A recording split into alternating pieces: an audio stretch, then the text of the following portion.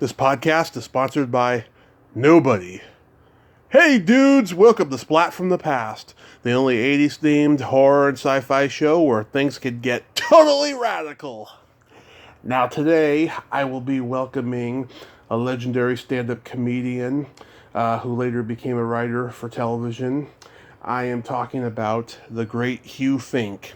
Hugh used to go up on stage and he would play rock and roll songs on his violin, like Deep Purple, "Smoke on the Water." He did that on Rodney Dangerfield's really big show. I watched that when I was a kid, and I'm going to talk to him about that today. He went on to write for Saturday Night Live for a long time, and he wrote for Drew Carey and David Spade. And he was also in the 1989 slasher classic holiday sequel, Silent Night, Deadly Night 4, Initiation. I'm going to ask him about all of that stuff today. Talk about the comedy boom of the 80s. It's going to be spectacular and awesome and hilarious. I cannot wait. So yeah, here is my interview with Hugh Fink.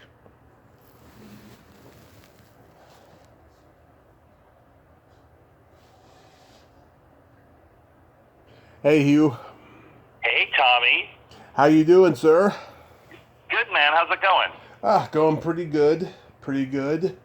Welcome to the show. This is such a great honor. Thank you for taking the time today. Happy to talk to you. Awesome. So, going back in time, did you know early on you were funny? Yes. Yeah, so did you watch any comedians on TV? Absolutely.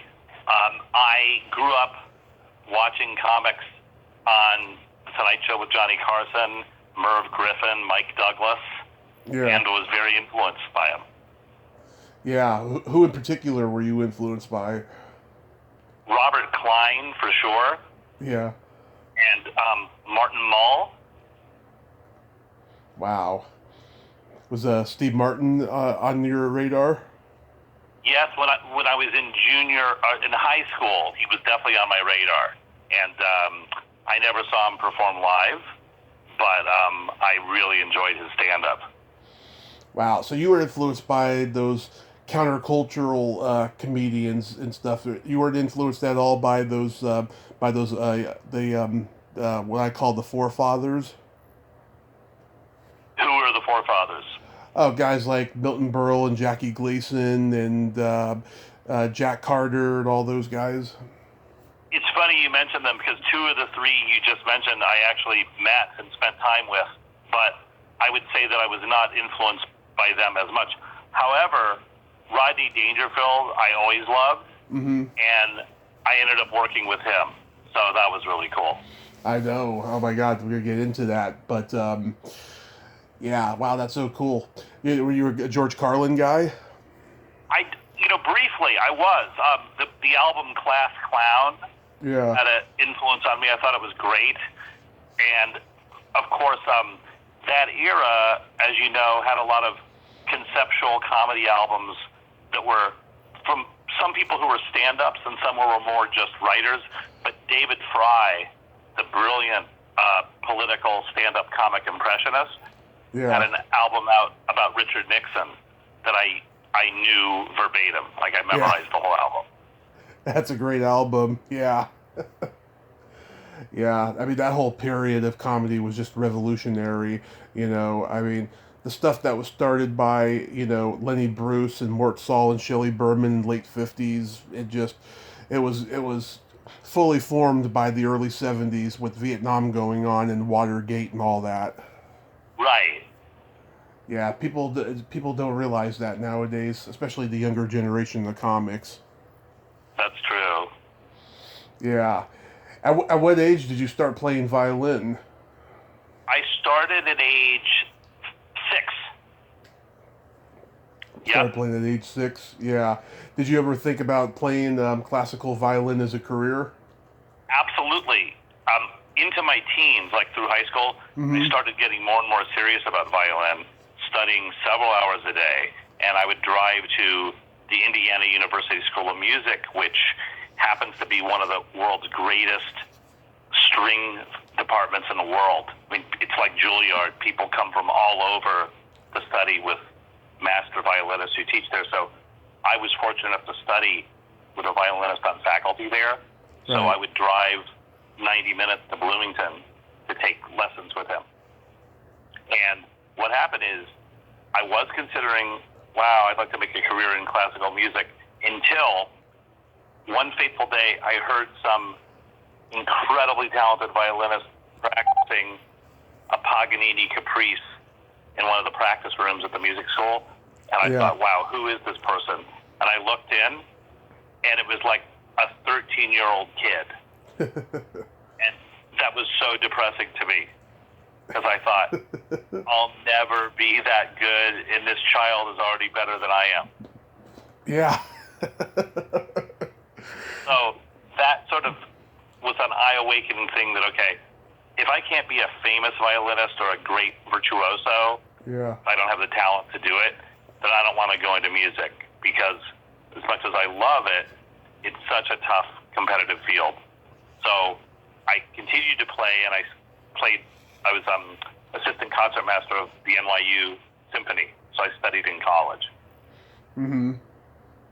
There's a story out there that you played Carnegie Hall with Jon Stewart. Yeah, it's not a story. It's 100% true. So basically, Tommy, he picked me to open for him.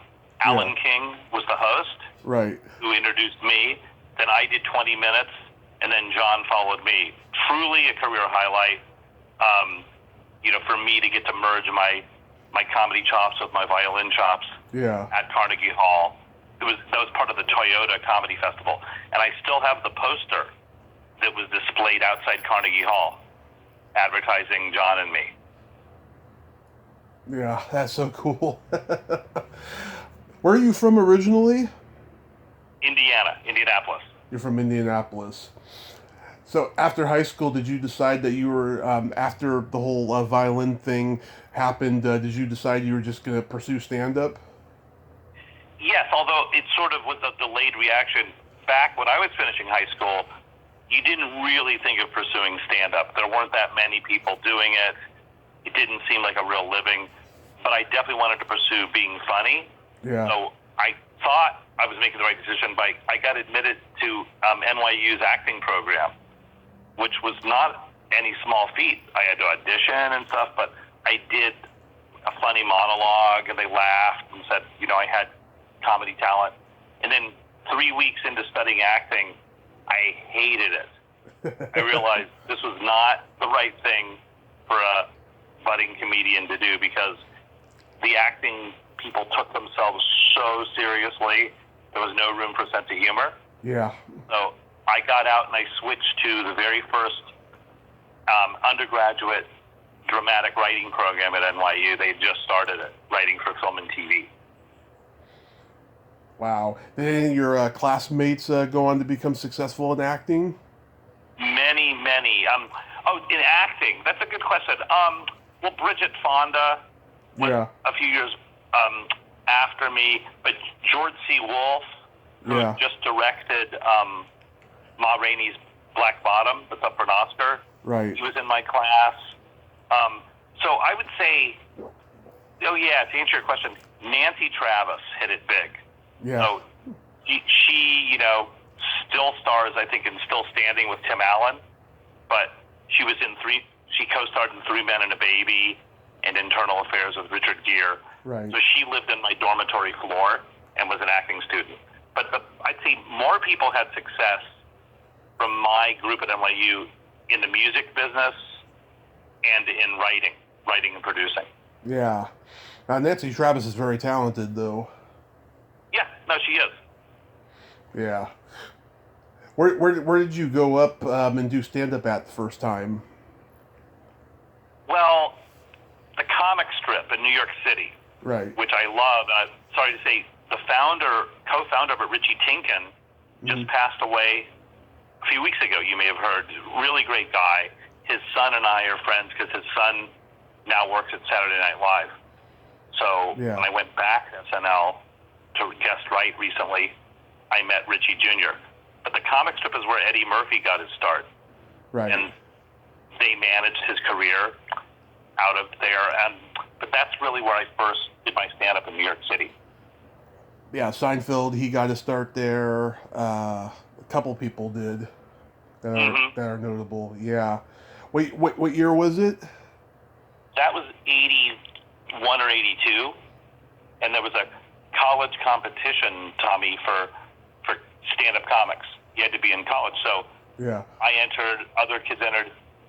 The owners of the comic strip picked two winners. They couldn't decide on one.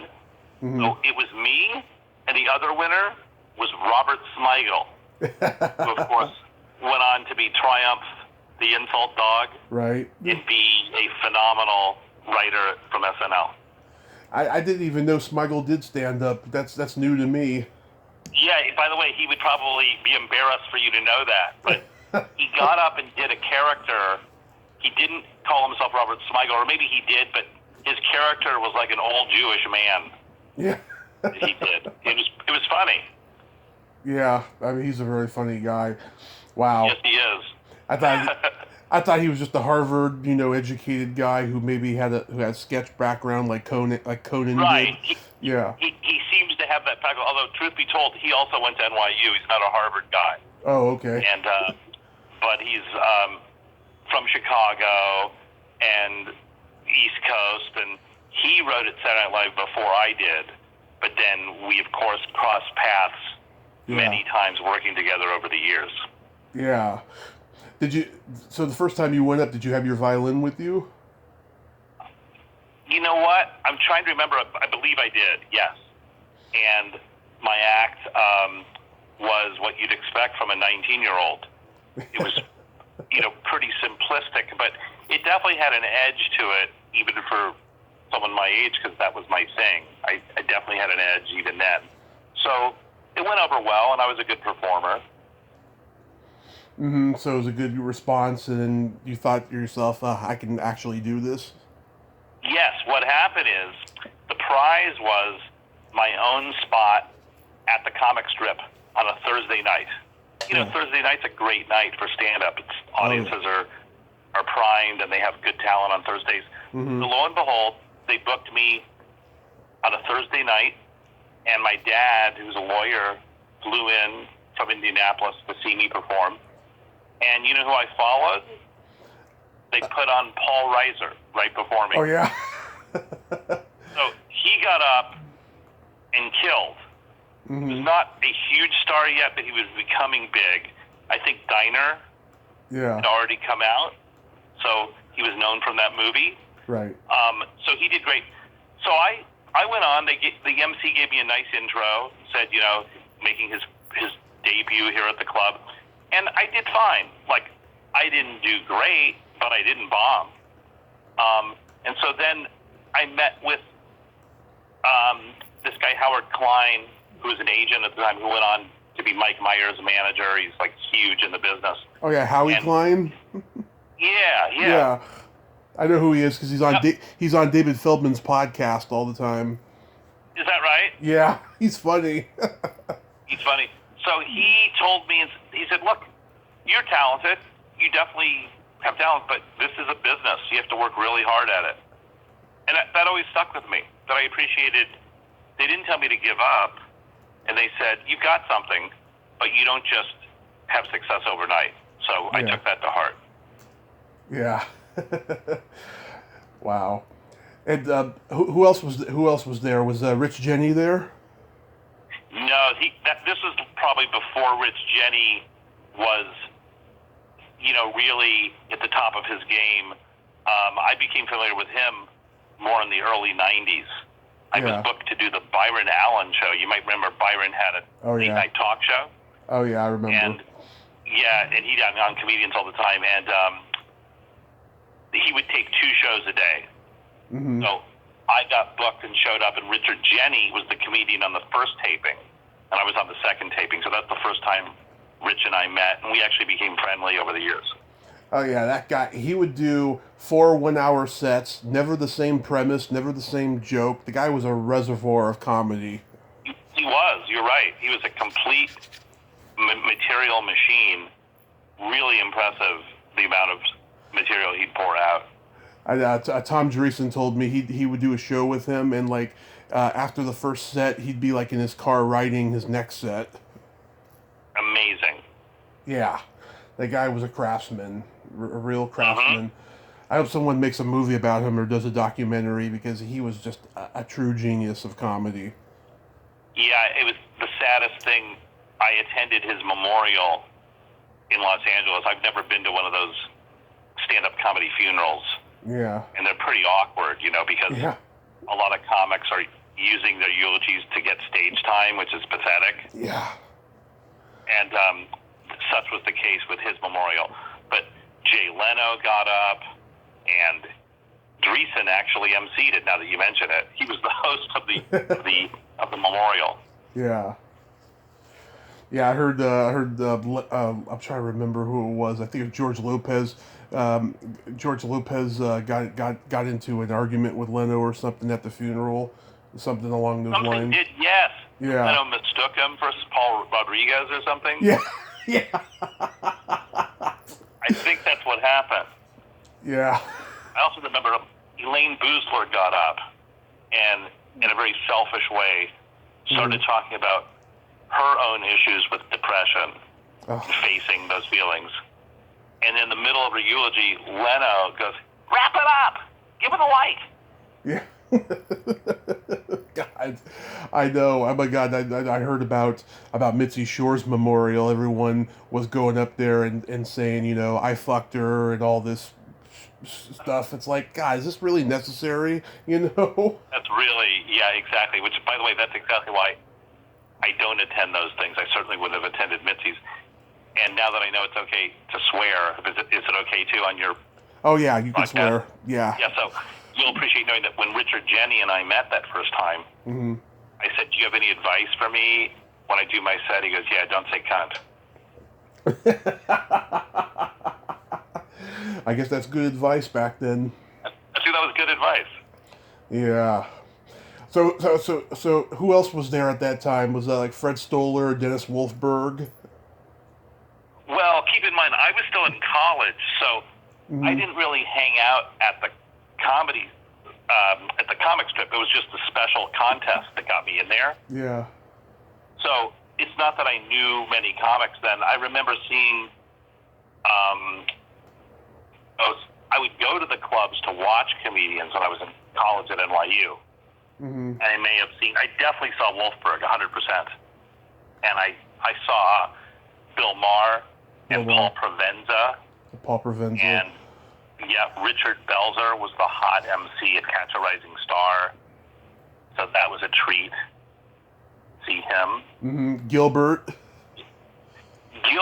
I didn't know I think I got familiar with him on TV, but you're right. He did perform with that group. Yeah. Because he started when he was 15. Did he? Yeah, I mean he started in the coffee houses before the club started opening up. Yeah, that makes sense. No, I never saw Gilbert during that era. Yeah, Susie Essman, was she there? Again, I didn't get to know Susie until around the time. I'd say at the Montreal Comedy Festival, we became friendly around the time that I got Saturday Night Live. So I didn't know Susie before then. Yeah, she's a very funny lady. What year did you move to LA? I moved in '83, and then I was here, my stand-up career, building it, and then I got Saturday Night Live in '95. So I was back in New York, and then returned here to Los Angeles in 2002. Wow, so you went to LA pretty quick. Did you just get sick of New York after that short time at NYU? It wasn't sick of it, Tommy. It was that everyone advised me, why waste your time developing if you really want to do stand-up, go to the heart of it in LA, because it was more competitive in Los Angeles, but things could happen. There were more jobs and more opportunities, so that's why I did it. And did you go right to the Comedy Store? Well, I wouldn't say right to. What happened is I did get in there first of the two major clubs. That is where I got in. I did not like my experience there at all, which is why I said I would never have attended Mitzi's memorial service. And I was there for probably a year and a half, 2 years. And then lo and behold, I got booked at a club, the San Diego Improv had opened. It was a really hot club. Yeah. And Splat Friedman, the owner of the Improv, came to the show in San Diego where I was working all week, and he loved my act. And from that moment on, I started working the Hollywood Improv, and I quit the Comedy Store. Yeah, that, certain people, were allowed to play both clubs, but for the most part, you couldn't play both clubs because Mitzi and Bud hated each other. And in that era, there were very few who were allowed to do both. And I honestly, I lied when Bud Friedman asked me. He was like, "How long have you been in town?" I didn't even mention that I'd worked the Comedy Store because I knew that would count against me. Yeah. Hollywood politics. But yeah, I mean, you were there at a magical time. I mean, there were so many great people there at that time, like Carey Snow and Jack Perdue and Joe Bolster, and Glenn Super, Steve Pearl a little bit later. Yes, many of those people you mentioned I absolutely worked with and knew. And then there was another club in that era called the LA Cabaret. It was in Encino, California. And it wasn't as prestigious, but it still had some good acts. And I got a lot of stage time there. And that's, I'd say, where I really got to hone my act before sort of I went on the road to make a living.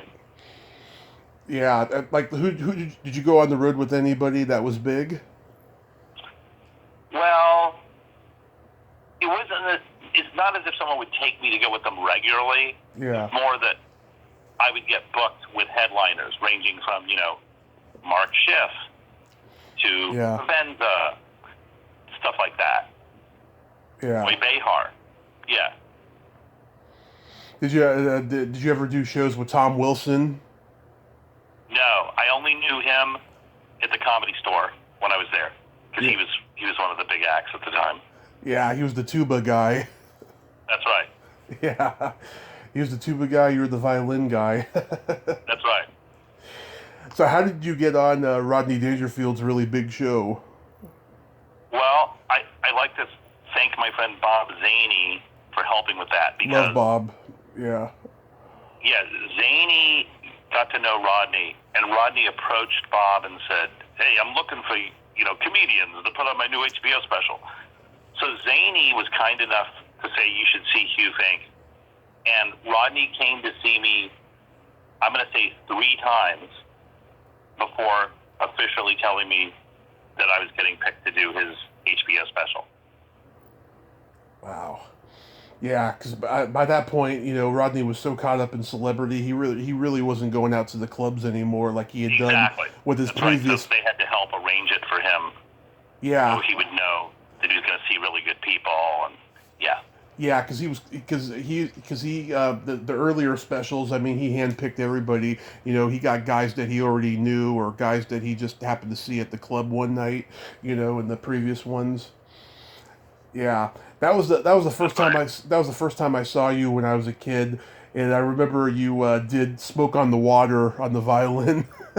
Yes, in fact, Tommy, since you saw that bit, what you should know is they had to cut out that bit, I believe, from the HBO specials because I was sued for not for slander. Yeah. Well, I guess it would be called slander. Copyright. It was a bit I did about this real classical violinist, Eugene Fodor, who had a drug problem. Oh. And I mentioned his name in my bit and talked about it. Well, after the special aired, he sued HBO and me for defamation of character. That was what he sued for. Oh, wow. And HBO explained to me that it was completely protected by the First Amendment. The problem is the money it would cost them to go to court to defend the ridiculous charge, they didn't want to spend, so it was cheaper to just settle with him. So they paid the guy off, and in return, they cut the bit from the special. Wow. God. That is crazy. Yeah. Crazy. I mean, I know that everyone's set is usually cut by a couple of minutes, but wow. Right. But in this case, it was cut not for time, but for content. Yeah. That was a real lesson to me. Yeah, wow. Yeah, did you stay in touch with Rodney until he died? Absolutely. Not as if we, speak every year or something, but yeah. We had really warm relationship, and our final interaction was when I was writing at Saturday Night Live, he came and did a bit on the Weekend Update desk with Norm Macdonald. Mm-hmm. So we hung out, and that was really fun. And he was so happy to see what I had accomplished at that point in my career, and so it was great. That is great, yeah. And, Greg Travis played your booking agent in that wraparound That's sketch. Right. Rodney cast Greg, and you might recall the two celebrities who were in my sketch were Corbin Burnson and Linda Gray. That's right. Yeah, that was shot at the Beverly Hills Hilton, Merv Griffin's hotel, where Rodney lived. He lived at that hotel? He did. He literally lived there. Yep. Yeah. I've talked to Greg. He's a great guy. And and John Fox played Sid Younger's agent in that same show, and he had been in the previous special with Greg also. That's amazing. I'd forgotten that. Yeah, that was the opening night at Rodney's at the Las Vegas club. Mm-hmm. I also, talking to Bob, he told me the reason why nobody broke big from this special was because by the time it aired, there was so much stand-up on cable that no one really cared about the young comedian specials anymore. He's right. That's true, and that, of course, was heartbreaking to me because I had a killer set, and I really had known the history of comedians being on the previous specials, that it had done wonders for their career. But, yeah. The crazy thing is, Tommy, the same night that I was on Rodney's special, if you turn the dial at the same time to Fox, yeah, I was doing a different set of stand-up on a stand-up show that was on Fox with the Laugh Factory. Mm-hmm. So that shows how much stand-up was prevalent. So I had two appearances the same night on different networks. Oh yeah, there was Comic Strip Live at that time, and it was Comic Strip Live. Yes, that's what it was. I was on Comic Strip Live while I was on the Dangerfield special on HBO, same night. There was also Live at Caroline's on A&E that Jenny hosted. Yes. The one that John Biner hosted, A&E Comedy on the Road. There was so many of those. Yeah. I as great as you and Bob were on the special, I think that Dave Tyree should have broke huge. The crowd was digging him. He was just on fire. His set. He was a funny guy, really funny guy. Yeah. I mean, he was really, really good. He was like, I thought that he was like the modern day Red Fox. Yes, I'd say that's a fair comparison because he was slightly dirty but super likable. Yeah. And sort of played the role of like the old man who was complaining about stuff, right? Yeah, exactly. Yeah. But did that special help you out at all? Not in terms of bookings, no. I'd say, honestly, as the years have gone on, it's sort of a prestigious thing to have done. And people bring it up more times than I expect. Mm-hmm. I know, because it was the last one, it was one of It was one of 5. Right. Yeah. Yes. What made you get into writing and producing? It was sort of an organic extension of my natural talents because I always took such care in writing my stand-up. It wasn't such, I wouldn't be like Rich Jenny where I would just go off and casually come up with stuff. I was very precise about writing. So I think that people who saw my stand-up recognized that there was writing ability. Mm-hmm. So David Spade and I became friends as stand-ups. Yeah. And we had sort of a similar sensibility. So he was responsible for getting me the writing gig at SNL. Wow. You were there during the whole transition when, everyone who had been there for years, had been replaced with this young, fresh, hip, new group from the Groundlings, Second City, and UCB.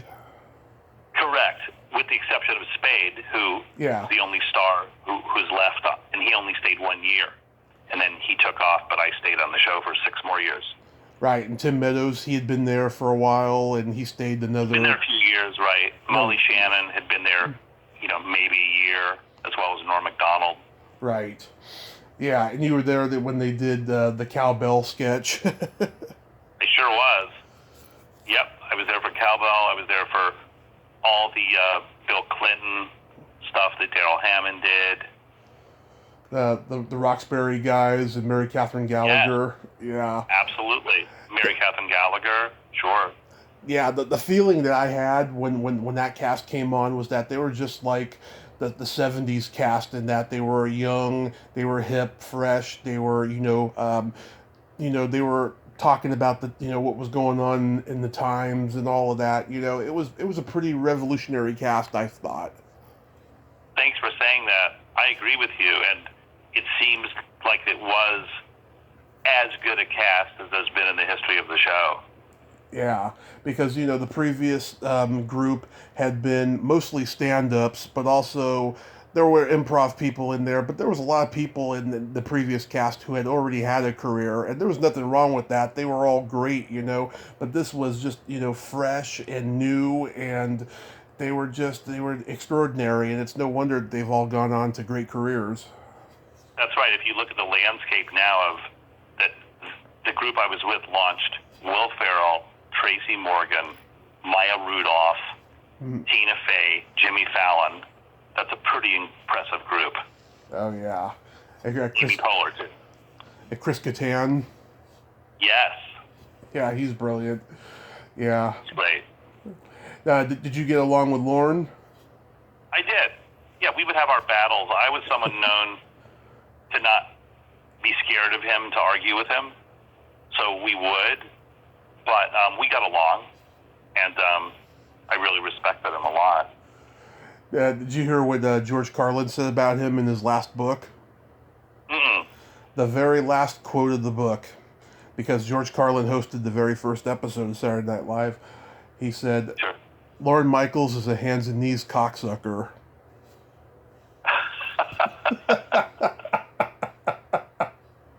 And that's his quote, not mine, so... There you go. Yeah, God, that's a brilliant quote, though. It can be said about anybody, True. How was writing for Drew Carey? I enjoyed it, particularly because the staff of writers was A-list. I was honored to get to write with some great people who had far more experience in the world of scripted sitcoms, like Dan O'Keefe, who's gone on to do Veep and Silicon Valley, and he had come from Seinfeld. And then Dave Kaplan was the showrunner, who currently is the executive producer of The Conners, right? Which is the spinoff from Roseanne. And it was an example of an old school style sitcom with super talented people. Yeah, did you know Drew from stand-up? I did. Not well, but we once did A&E's Comedy on the Road in Jamaica together. His debut on the Tonight Show is like one of the best ever. I mean, he really he was really on fire on that set, and it was like, the last 6 months or so that Johnny was hosting, and he floored him. He floored him. He was perfection. That was an amazing appearance. Yeah, and he did the HBO Young Comedian special like around that same time too. Right. And you wrote for Craig Ferguson. How was that experience? That was good. It was interesting because I had to take over after Craig Kilborn left. So Ferguson inherited this whole writing staff that he hadn't picked. They were all writers for Craig Kilborn. So I was put in the unenviable position of having to decide which writers to hire and fire as their contracts came up. Yeah. And that was difficult because a lot of the writers were not the right people to be doing it for Craig Ferguson. Yeah, I thought he did a pretty good job hosting. Yes, people really liked him, and he had sort of a different approach than most late night people. He's more of a storyteller. Didn't really enjoy doing setup punchline jokes in the monologue. I know. And then after he leaves, he starts doing stand up. I remember seeing his name on the marquee at a club in the Bay Area where I'm from, and I was like, "What? Craig Ferguson's doing stand up?" I didn't know. Right. Well, I think he saw that there was money to be made. Yeah. By going out on the road. I know. It seems like a lot of the guys are getting into stand up later and stuff. I know John Lovitz is one of them. That's right, John Lovitz. Well, the most ridiculous is Jeremy Piven is now doing stand-up. I haven't even seen him do stand-up, but I heard, yeah. Well, I mean, he comes from a father who was at Second City, so, That's right. Yeah, I mean, he may have some comic wit. I mean, he's certainly a talented actor. No question. Yeah. Did you ever audition to do The Tonight Show with Johnny? Yes, but what happened? It was too late, Tommy. It's one of my regrets. I was being so sort of cautious about, I'm not ready. And then, of course, Johnny announced he's quitting. There was this mad rush of people auditioning. Yeah. And Bud Friedman seriously was stunned that I hadn't done The Tonight Show. Yeah. He said, Bud, I'd like to audition for Macaulay. And Bud was incredulous. He's like, you haven't done Cars? I'm like, no, I've never done it. And Bud felt bad. He immediately got me an audition, put me on prime time at the Melrose Improv. I had a great set. I did use the violin. Jim Macaulay, Carson's booker, took me aside. He goes, this is a shame because you've got a lot of great stuff, and I can totally see coming up with a set for you, but, it's not going to happen. But we booked too many people. Yeah. I heard a lot of people that had bad experiences with Jim Macaulay say that he could be downright mean, or he could be a great guy. There's people out there that I've heard, credit the guy, with their careers, pretty much. That's right. And at least, fortunately, he wasn't rude to me. He was honest, at least, by saying, you waited too long. But that was just disappointing. Yeah. I heard Tim Allen say recently, he spent 10 years, trying to get on the Tonight Show. And when he finally did, it was because of Home Improvement, and they wouldn't let him do any stand-up on there. So he never got to do stand-up on the Tonight Show with Johnny. Interesting. Yeah. I remember you did a Comedy Central Presents. Yes. Yeah, you did that bit where you talk about useless first base coaches. Of course. Come on, Bobby. Yeah. That was brilliant. Yeah. Oh, thank you. Absolutely. You know Brian Regan? We're friends. Yeah. You remember he did a bit about Little League? Yes. Yeah. Yeah, a lot of guys from your generation, they were talking about Little League and Cub Scouts and how different it was, in the 80s, 90s as opposed to the 60s. That's right. And I think Brian, we bonded over our baseball bits. Yeah. Do you remember who the other comedians were who taped their specials that night? I sure do. It was me and Patton Oswalt. Oh, it was you and Patton? Yeah, Patton went first and I went second. Oh, that's cool. Yeah, Patton's the special was pretty funny and stuff. His HBO One Night Stand 2 years before was pretty funny, but he says that he was terrible and that he wasn't ready. No, he's Oh, really? I think he was. Yeah, I mean, to me, he's the most brilliant comic of that generation.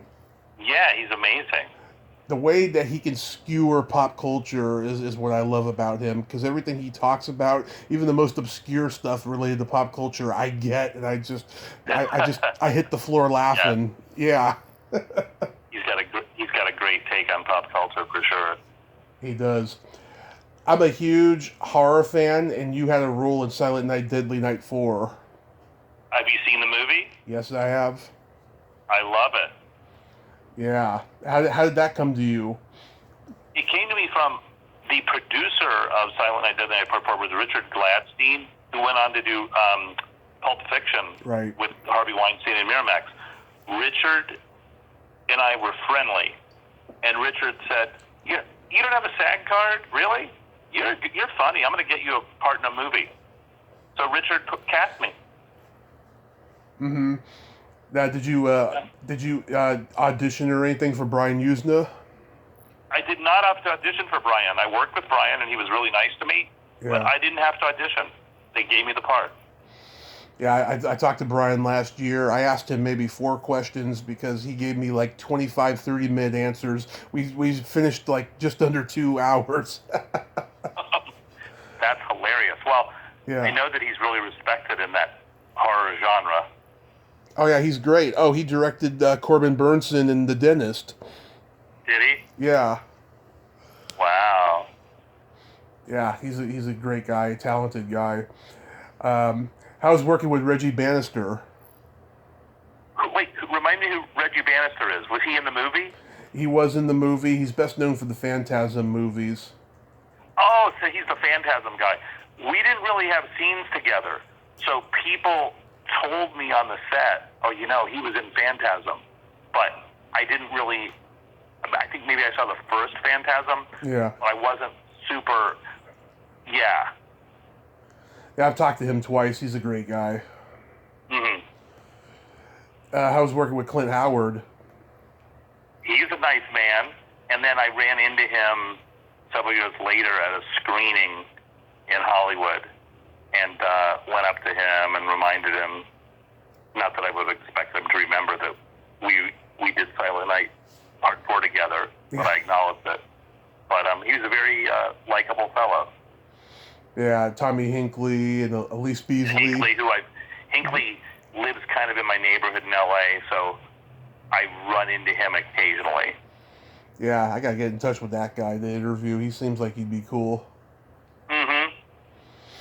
Elise Beasley from Moonlighting. She must have been very nice. I remember having a long discussion with her. She told me that her ex-husband, Vince Schiavelli, was an asshole. Oh, yeah. Oh, my God. Divorced from him.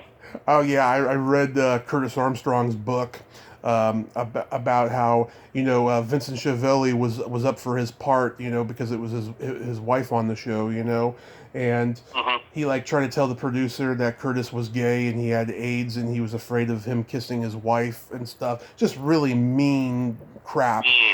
Yeah. He's a weirdo. One time, Tommy, yeah. I did Evening at the Improv, and he was the host. Oh, really? And yes, he was. And then I ran into him on the streets of Hollywood a few years later, and tried to be nice and say, "Hey, Vince, I'm Hugh Fink, a comedian," and he was so rude. I think he was just socially inept. Yeah, that's terrible because I really like him as an actor. Mm-hmm. That's terrible. Yeah, occasionally you hear stories like that, or you run into people like that, people that you admire, and they just disappoint. I know.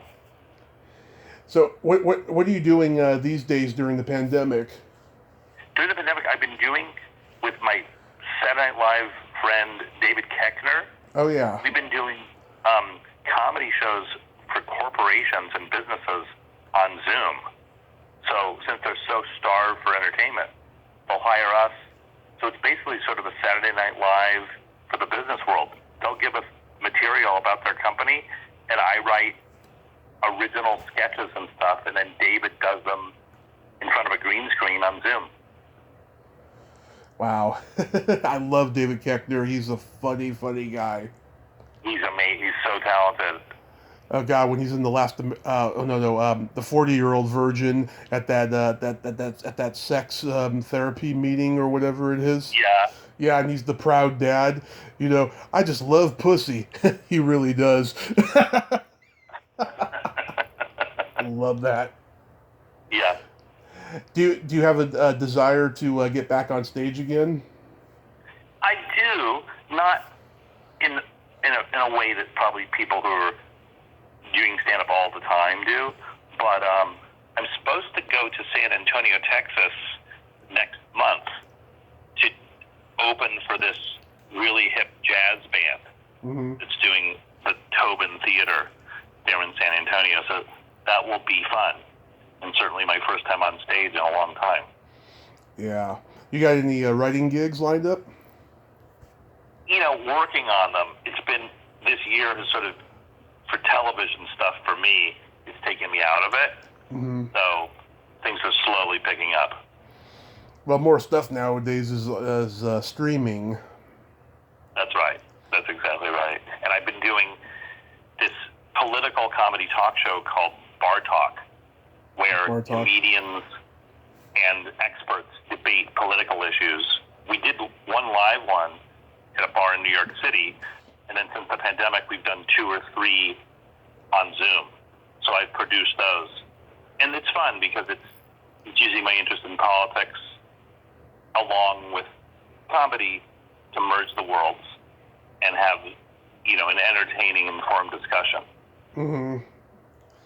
Absolutely. That's so cool that you got all that lined up and stuff. Because this pandemic has made so many people take a tumble, No doubt. But we will all get through it. And I thank you so much for coming on today, Hugh. This is really fun. I appreciate you knowing your stuff and your incredible passion and knowledge of the subject. Oh, absolutely. I did stand up in San Francisco for 10 years. I've always been a comedy nerd. So, yeah, it's my pleasure. Do you know what happened, Tommy? Do you remember this guy who booked the Punchline named Stan Richards? I heard of him, yeah. You heard of him? Okay. Yeah, because he was a fan of mine, and he'd bring me into the Punchline, which is really the only club I did in San Francisco. But I don't know what happened to him. I don't know. I forget the girl's name. There was a girl who was she was like auditioning and booking. I forget her name. I think her name's Mary, if I'm not mistaken. And I've heard, really? I never met her, but I heard she was very intimidating. And like on Sunday, they go up there and they just wait to be seen and stuff. And you have to go like 30 or 40 times before you actually be seen. It's like it's like much worse than the Comedy Store now. Because sometimes it'll take up to a year at the Comedy Store. Oh, that's ridiculous. Yeah, I went down there in 2016, not even knowing that Mitzi wasn't even running the place anymore, and not knowing anything.